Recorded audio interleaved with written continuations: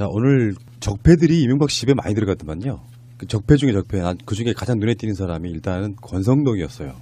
저는 권성동 이름만 들으면 푸나님 목소리가 생각나요. 왜요? 어이 성동이.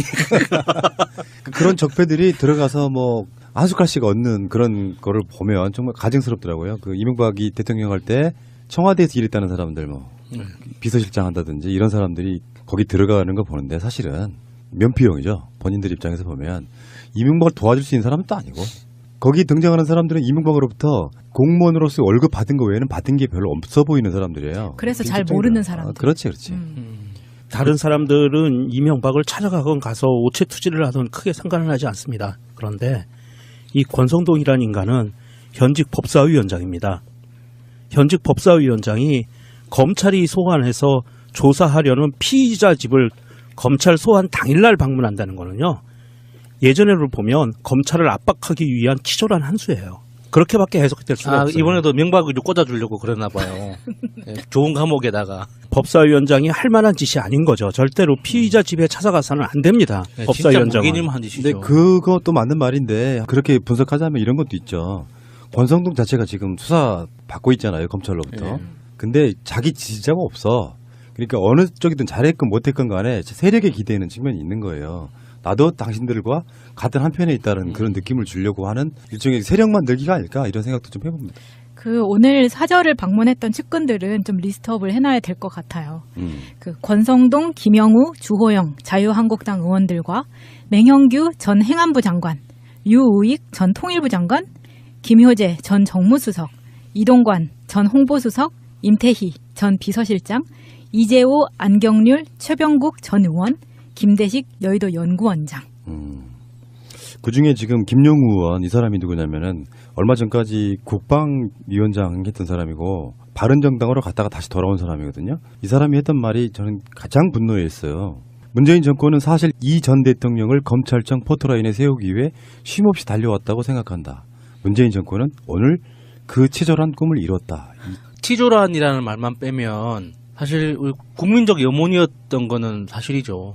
이게 예전에 그러니까 이명박 정권 당시에 낙검수 방송을 들을 때 우리가 되게 통쾌하고 감정적 카타르시스를 많이 느꼈었는데 그때 느꼈던 게 지금 돌아보면 이게 우리가 이명박을 이렇게 감옥에 넣을 수 있다, 처벌할 수 있다라는 희망에 찬 어떤 즐거움이었는지 그냥 막연하게 이런 걸 하면 좋겠다라는 그런 막연한 바람이었는지 그걸 다시 돌아보게 되더라고요.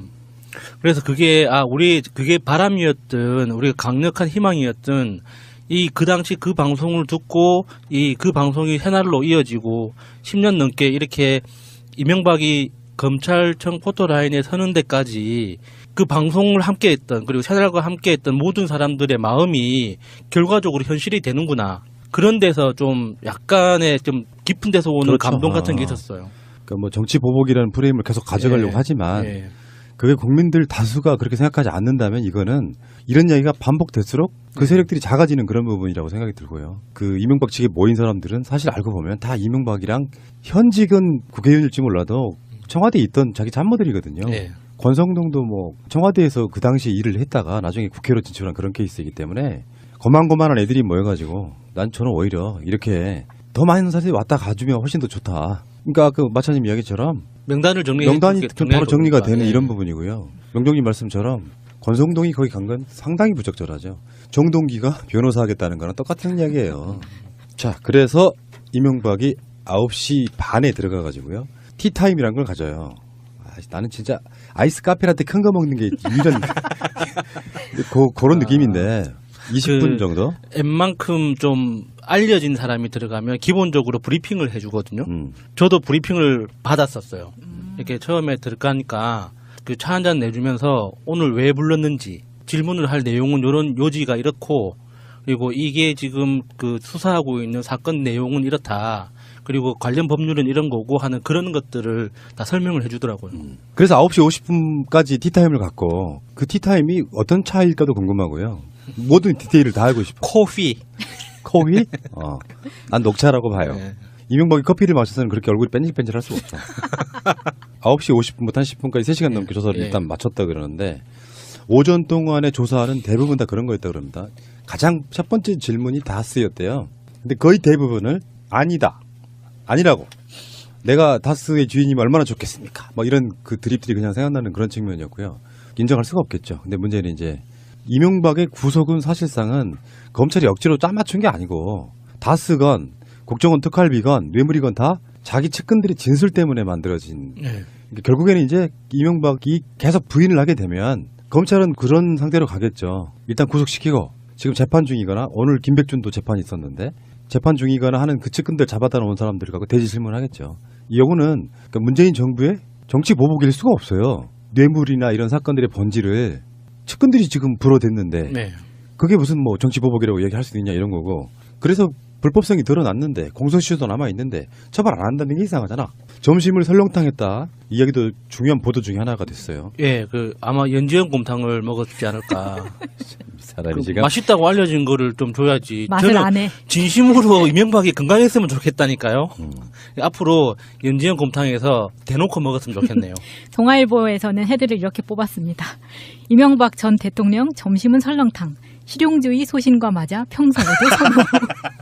어쨌든 이명박은 설렁탕을 먹었다. 건강해라 이명박. 많이 먹어라 진짜. 자, 그렇고요. 이번에 서울중앙지검에 몰려든 기자만 600여 명입니다. 박근혜 때는 500여 명입니다. 그만큼 사건이 더 엄중하다고 볼 수도 있고 그 사이 매체가 더 늘어났을 수도 있고. 이명박이 검찰이 출석한 날은 사실은 우리 역사에 굉장히 오랜 시간 동안 남아 있어야 될 그런 날이고요. 앞으로 며칠 안에 구속영장이 발부가 될지 모르겠지만 오늘부터는 이런 게 있죠. 국민들 입장에서 보면 아무리 적폐청산 뭐라고 해도 양이 안 차요. 이명박의 구속 거기까지가 사실은 촛불혁명의 1차 완료라고 보고 그 국민들이 받아들이는 현상적인 사건, 상징적인 사건 이렇게 봅니다. 네. 이명박의 지금 어떤 조사를 받고 있는지 혐의들 한번 볼게요. 뭐 이야기가 다 나왔지만요. 혐의가 큰 카테고리로 지금 한 6개 정도 되는데 첫 번째 국가정보원 특수활동비 17억 유용 의혹. 지금까지 밝혀진 것만. 김백준이 4억, 김희중 1억, 박재환 2억, 민간인 사찰 입막음 비용 5천, 청와대 불법 여론조사 비용 10억입니다. 중요한 거는 김백준 같은 경우에는 대통령이 지시했다 이런 거고 다음에 김희중 같은 경우는 대통령 부인 측 여성 행정관에게 전달했다 이런 거거든요. 네, 현금으로 전달했다. 지금 이것들이 전부 다 뭐 국정원 TF 같은 데서 나왔던 자료이기도 하지만 그거를 확인해준 당사자들이 직접 진술한 거죠. 이 전부 다 측근들이에요. 예. 이거고요.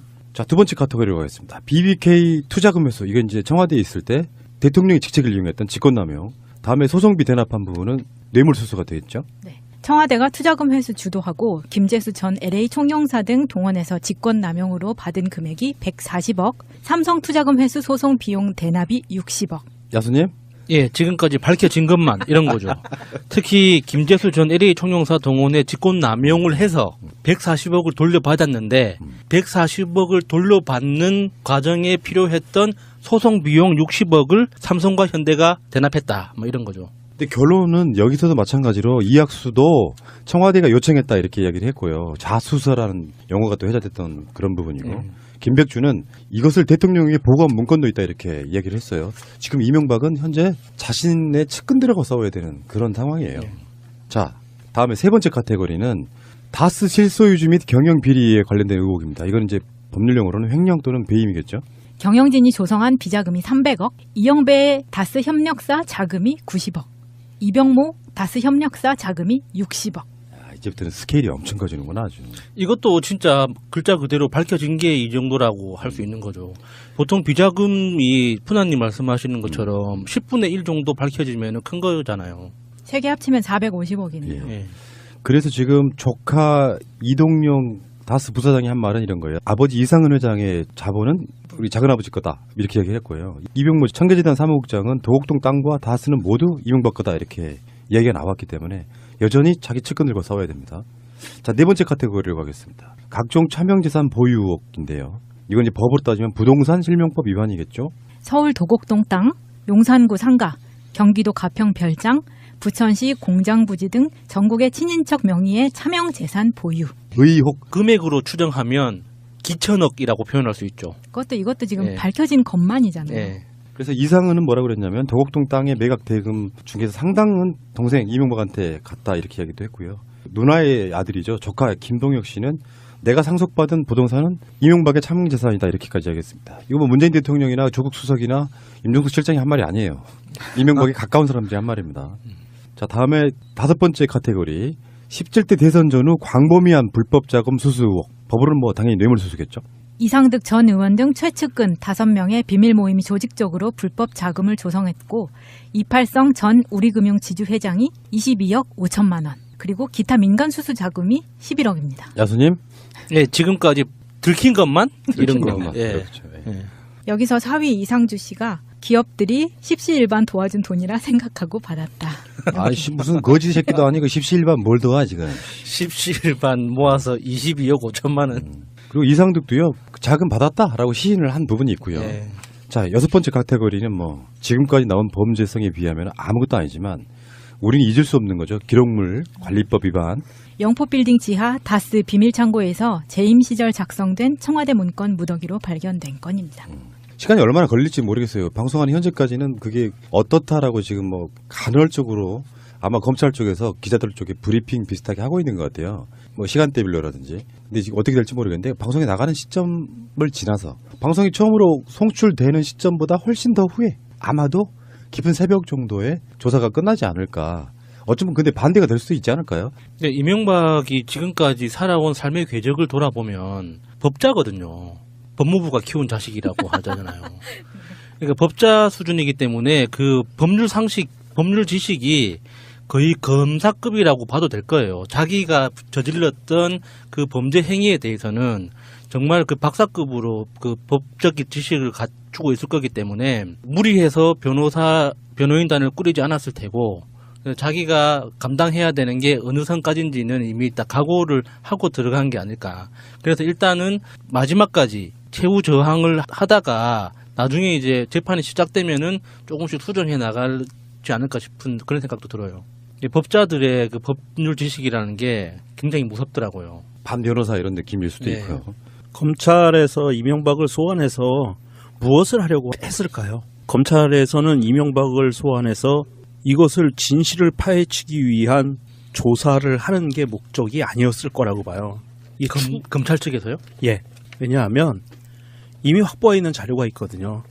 그래서 오전 조사를 검찰이 다스에 집중을 했거든요. 물론 오후에도 다스로 시작을 해서 지금 진행이 됐는데 그만큼 이 다스의 실소유주에 관계된 이 부분이 이명박 사건의 뇌물 사건 기타 등등 모든 사건을 풀 수 있는 핵심 카테고리가 된다고 보고요. 키포인트가 된다고 보고 파고 있는데 굳이 이렇게 오랜 시간을 판다는 것은 그냥 이명박이 단순하게 아니다라고 부인하고 간단하게 퉁치고 넘어갈 수 있는 상황은 아니다라는 분석이 가능하고요. 검찰 입장에서는 수많은 증거와 이명박 측근들이 실토한 내용들을 들이밀었을 겁니다. 들이밀면서 이거에 대해서는 어떻게 생각하느냐 이렇게 이제 쭉 확인 작업이 들어갔을 텐데 물론 이명박은 계속 부인했겠죠. 심지어 검찰에 오늘 출두해서 다스는 내 형님 겁니다라는 이야기까지 진술을 하고 한 상황이었는데 검찰에서는 사실 이 다스 관련해서는요 이명박을 옥죄일 수 있는 스모킹건이 딱 3개가 있습니다. 하나는 첫 번째는 80년대에 다스가 창업될 때 이명박 본인의 자금이 2억 5천만 원이 들어갔다는 증거를 잡았어요. 검찰에서. 두 번째는 이시영, 이명박 아들 이시영에게 다스의 지분 구조를 모조리 넘기려고 시도한 정황이 자료로 확인이 됐고요. 세 번째로는 이명박이 퇴임 후에 다스와 관련해서 이 퇴임 후에 다스를 어떻게 할 것인가의 처리 방안이 담겨있는 문건이 발견이 됐어요. 어디서? 지하에서. 이런 모든 문건들을 봤을 때 이것을 스모킹건으로 들이밀었을 거예요. 다스에 관련돼서는. 이 부분에서 뭐 해명을 한다든지 물론 이제 변호인들이 같이 참석을 했으니까 옆방에 침대 있는 방에 와서 몰래 상의하고 나와서 답변하고 하는 과정들을 수없이 거치고 있을 겁니다. 지금은. 그래서 이명박은 이것을 방어하기 위해서 여러 가지 수를 쓸 텐데 사실 검찰이 갖고 있는 이 스모킹건까지 안 가더라도 정황 증거와 이 측근들이 토설한 내용들만 갖고도 이명박은 그냥 아닙니다라고 하면 바로 구속으로 가는 지름길밖에 더 이상은 없는 것 같아요. 그러니까 뭐 의혹이라면 의혹이고 심증이라면 심증인데 지금까지 언론에 밝혀진 게 다라고 생각하진 않아요. 결정적인 게 있을 거예요. 다 밝히면 전략을 노출하는 거나 그렇죠. 다름이 없는 거거든요. 그게 대표적으로 영포 빌딩 같은 데서 나왔을 거라고 보는 거고. 이명박이 커피를 마셔서는 그렇게 얼굴이 뺀질뺀질할 수가 없어. 9시 50분부터 1 10분까지 3시간 넘게 조사를 일단 마쳤다 그러는데 오전 동안의 조사는 대부분 다 그런 거였다 그럽니다. 가장 첫 번째 질문이 다스였대요. 근데 거의 대부분을 아니다. 아니라고. 내가 다스의 주인이면 얼마나 좋겠습니까? 뭐 이런 그 드립들이 그냥 생각나는 그런 측면이었고요. 인정할 수가 없겠죠. 근데 문제는 이제 이명박의 구속은 사실상은 검찰이 억지로 짜맞춘 게 아니고 다스건 국정원 특활비건 뇌물이건 다 자기 측근들의 진술 때문에 만들어진. 그러니까 결국에는 이제 이명박이 계속 부인을 하게 되면 검찰은 그런 상태로 가겠죠. 일단 구속시키고 지금 재판 중이거나 오늘 김백준도 재판이 있었는데 재판 중이거나 하는 그 측근들 잡아다 놓은 사람들 갖고 대지 질문하겠죠. 이 경우는 그러니까 문재인 정부의 정치 보복일 수가 없어요. 뇌물이나 이런 사건들의 본질을 측근들이 지금 불어댔는데 그게 무슨 뭐 정치 보복이라고 얘기할 수 있냐 이런 거고. 그래서 불법성이 드러났는데 공소시효도 남아있는데 처벌 안 한다는 게 이상하잖아. 점심을 설렁탕했다. 이 이야기도 중요한 보도 중에 하나가 됐어요. 예, 그 아마 연지연 곰탕을 먹었지 않을까. 사람이 그 지금 맛있다고 알려진 거를 또 자 오늘 적폐들이 이명박 씨 집에 많이 들어갔더만요. 그 적폐 중에 적폐. 그 중에 가장 눈에 띄는 사람이 일단은 권성동이었어요. 저는 권성동 이름만 들으면 푸나님 목소리가 생각나요. 왜요? 어이 성동이. 그런 적폐들이 들어가서 뭐 한 숟갈씩 얻는 그런 거를 보면 정말 가증스럽더라고요. 그 이명박이 대통령 할 때 청와대에서 일했다는 사람들 뭐 비서실장 한다든지 이런 사람들이 거기 들어가는 거 보는데 사실은 면피용이죠. 본인들 입장에서 보면 이명박을 도와줄 수 있는 사람은 또 아니고 거기 등장하는 사람들은 이명박으로부터 공무원으로서 월급 받은 거 외에는 받은 게 별로 없어 보이는 사람들이에요. 그래서 잘 모르는 사람들. 그렇지. 다른 사람들은 이명박을 찾아가건 가서 오체 투지를 하든 크게 상관은 하지 않습니다. 그런데 이 권성동이라는 인간은 현직 법사위원장입니다. 현직 법사위원장이 검찰이 소환해서 조사하려는 피의자 집을 검찰 소환 당일날 방문한다는 거는요. 예전에를 보면 검찰을 압박하기 위한 치졸한 한 수예요. 그렇게밖에 해석될 수가 없어요. 이번에도 명박을 좀 꽂아주려고 그러나 봐요. 예, 좋은 감옥에다가. 법사위원장이 할 만한 짓이 아닌 거죠. 절대로 피의자 집에 찾아가. 국민적 염원이었던 거는 사실이죠. 이게 예전에 그러니까 이명박 정권 당시에 낙검수 방송을 들을 때 우리가 되게 통쾌하고 감정적 카타르시스를 많이 느꼈었는데 그때 느꼈던 게 지금 돌아보면 이게 우리가 이명박을 이렇게 감옥에 넣을 수 있다, 처벌할 수 있다라는 희망에 찬 어떤 즐거움이었는지 그냥 막연하게 이런 걸 하면 좋겠다라는 그런 막연한 바람이었는지 그걸 다시 돌아보게 되더라고요. 그래서 그게 그게 바람이었든 우리가 강력한 희망이었든 그 당시 그 방송을 듣고 그 방송이 새날로 이어지고 10년 넘게 이렇게 이명박이 검찰청 포토라인에 서는 데까지 그 방송을 함께했던 그리고 새날과 함께했던 모든 사람들의 마음이 결과적으로 현실이 되는구나. 그런 데서 좀 약간의 좀 깊은 데서 오는 그렇죠. 감동 같은 게 있었어요. 그러니까 뭐 정치 보복이라는 프레임을 계속 가져가려고 하지만 그게 국민들 다수가 그렇게 생각하지 않는다면 이거는 이런 이야기가 반복될수록 그 세력들이 작아지는 그런 부분이라고 생각이 들고요. 그 이명박 측에 모인 사람들은 사실 알고 보면 다 이명박이랑 현직은 국회의원일지 몰라도 사는 안 됩니다. 네, 법사위원장은. 진짜 한 짓이죠. 근데 그것도 맞는 말인데 그렇게 분석하자면 이런 것도 있죠. 권성동 자체가 지금 수사 받고 있잖아요. 검찰로부터.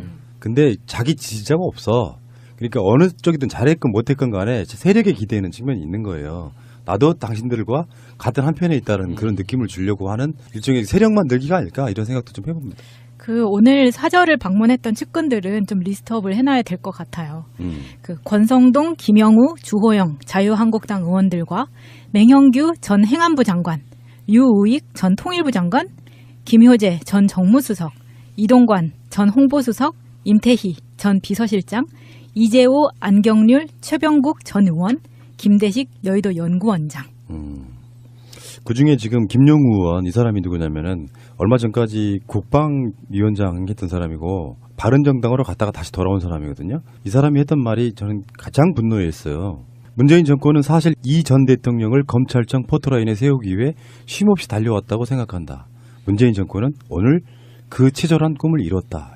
치졸한이라는 말만 빼면 사실 청와대에 있던 자기 참모들이거든요. 네. 권성동도 뭐 청와대에서 그 당시에 일을 했다가 나중에 국회로 진출한 그런 케이스이기 때문에 거만거만한 애들이 모여가지고 저는 오히려 이렇게 더 많은 사람들이 왔다 가주면 훨씬 더 좋다. 그러니까 그 마차님 이야기처럼 명단을 명단이 바로 정리가 되는 예. 이런 부분이고요. 명동님 말씀처럼 권성동이 거기 간 건 상당히 부적절하죠.